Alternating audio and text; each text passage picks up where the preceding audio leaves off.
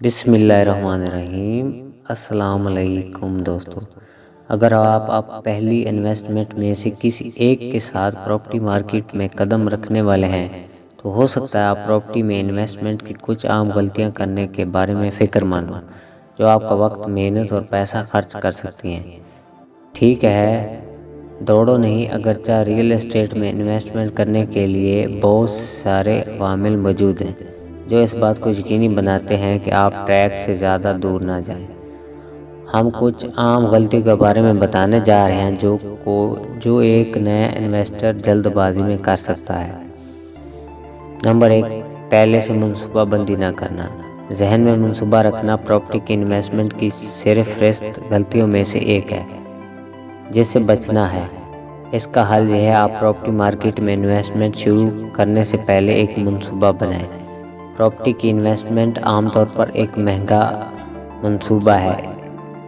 اس سے قطع نظر کوئی پیشکش کتنی اچھی یا پرکشش ہے، آپ کو اپنے فیصلوں کے بارے میں احتیاط سے سوچنا چاہیے۔ فیصلہ کرنا چاہیے آیا اس کے طویل مدتی اہداف کے حوالے سے یہ موقع بہتر ہے۔ اگر آپ پہلی بار گھر خرید رہے ہیں تو آپ کو بہت سے عوامل پر غور کرنے کی ضرورت ہے، بشمول پراپرٹی کی قیمت، آپ کی ضروریات، مستقبل میں دیکھ بھال کے اخراجات اور پراپرٹی کی ترقی کی صلاحیت وغیرہ۔ اس لیے فیصلہ کرنے میں جلدی نہ کریں۔ پراپرٹی میں انویسٹمنٹ کی سب سے عام غلطیوں میں سے ایک سے بچنے کے لیے ہمیشہ پہلے سے منصوبہ بنائیں۔ نمبر 2، مارکیٹ کی کافی تحقیق نہ کرنا۔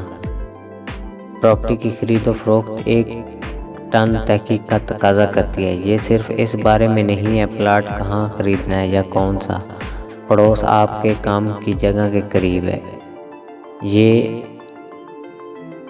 جاننے کے بارے میں بھی ہے آپ علاقائی زوننگ کی اجازتوں کی بنیاد پر اس پلاٹ پر کس قسم کا گھر بنا سکتے ہیں، آپ کے پڑوسی کس خاص کمیونٹی میں کون سے ہو سکتے ہیں۔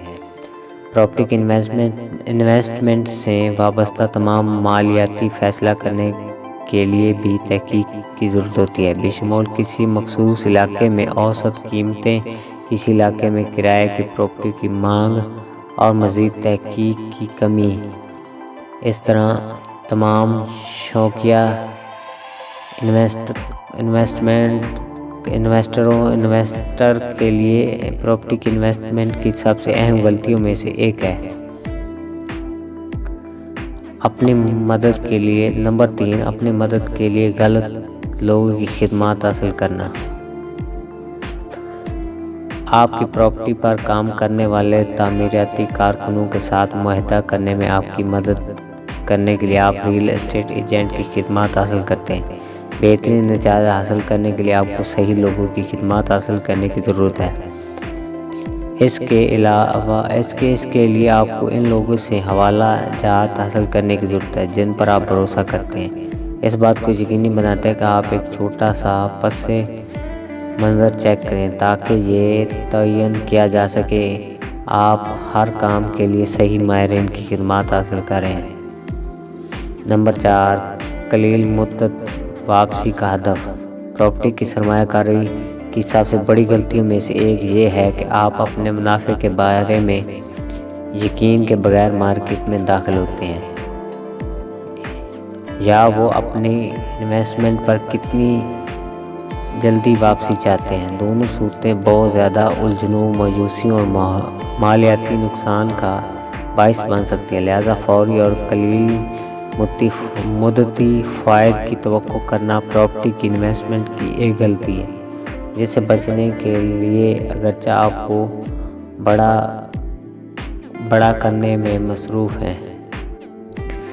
ریئل اسٹیٹ عام طور پر ایک ایسی صنعت ہے جو طویل مدت میں اچھی ادائیگی کرتی ہے اور زیادہ تر تجربہ کار انویسٹر آپ کو کہیں گے کہ آپ اپنا پیسہ ایک ایسی صنعت میں لگائیں جس سے سالوں کے دوران فائدہ حاصل ہوں گے، بجائے اس کے کہ فوری نہ منافع بخش نہیں ہو سکتا۔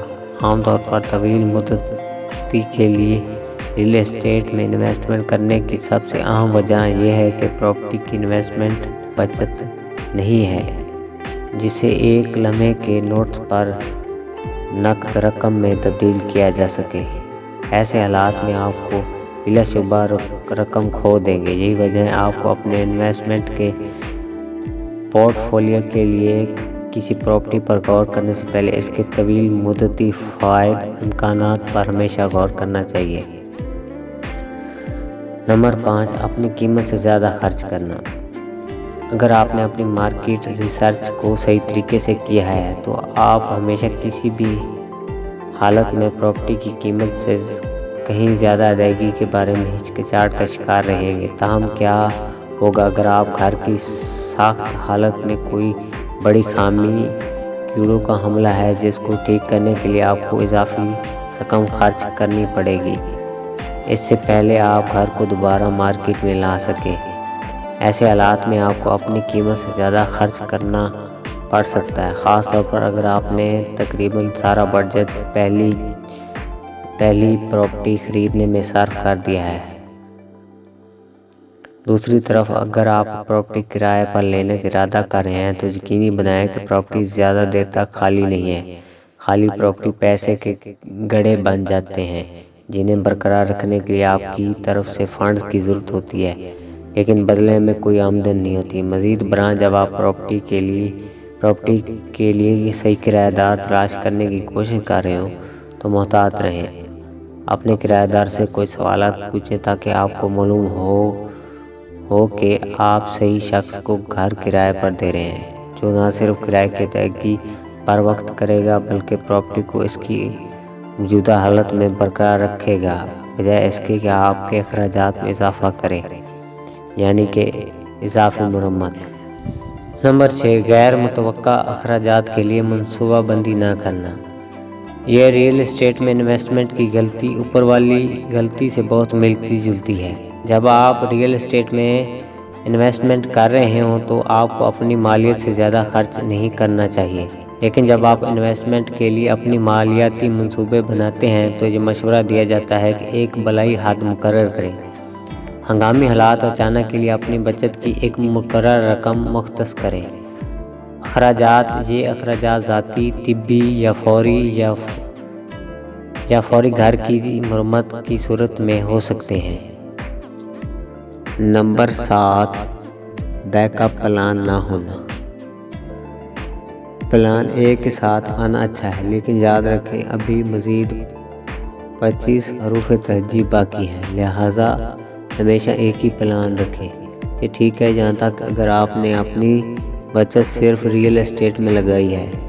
اس بات کو یقینی بنائیں آپ اپنے پورٹ فولیو کو نہ صرف اس میں مختلف مقامات پراپرٹی کی اقسام کو شامل کر کے متنوع بناتے ہیں، بلکہ بدترین صورتحال کے لیے بھی تیاری کرتے ہیں۔ کیا ہوگا اگر آپ اپنی پراپرٹی طویل عرصے تک فروخت نہیں کر سکتے؟ کیا آپ اسے کرائے پر دیں گے؟ اگر آپ کسی بھی وقت جلد ہی کرایہ دار نہیں ڈھونڈ سکتے تو کیا ہوگا؟ کیا آپ کے دوست یا خاندان ہیں جو آپ کی مدد کریں گے یا اس بات کو پھیلاتے ہیں؟ تمام واقعات کے لیے منصوبہ بندی کریں، بشمول اگر آپ کی انویسٹمنٹ کے خواب فلیٹ کر جائیں تو کیا ہوگا؟ آخر کار جان لیں تجربہ کار پیشہ ور بھی ان میں سے کچھ بنیادی پراپرٹی کی انویسٹمنٹ کی غلطیاں اپنے اختیارات پر تحقیق نہ کر کے اور کافی حد تک مارکیٹ کو تلاش کر کے کرتے ہیں۔